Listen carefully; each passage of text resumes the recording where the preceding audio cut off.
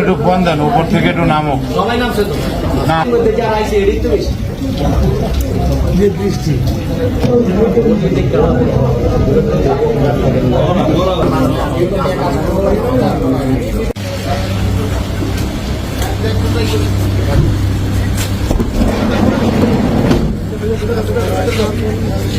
আটই জুলাই ফেনী থেকে জাপান প্রবাসী তার পরিবার সহ সে জাপানে চলে যাবে, ওই মর্মে সে ঢাকার দিকে ফিরতেছিল।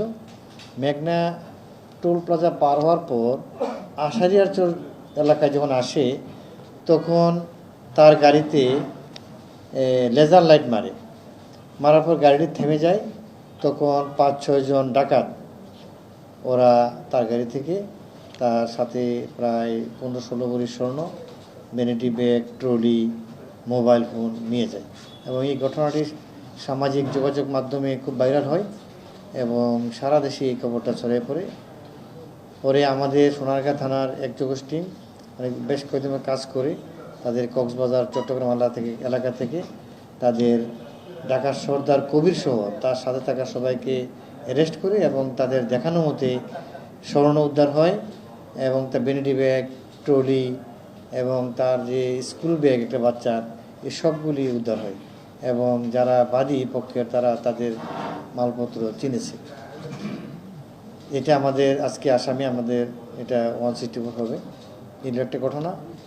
আর পাশাপাশি আপনারা জানেন যে কয়েকদিন আগে গত 2 তারিখ জুলাই মাসের এখানে আনসারের এই যে থেকে বন্দর এলাকার একটা বিদ্যুতের একটা বিদ্যুৎ কেন্দ্র থেকে আনসার ডিউটি করতেছিল।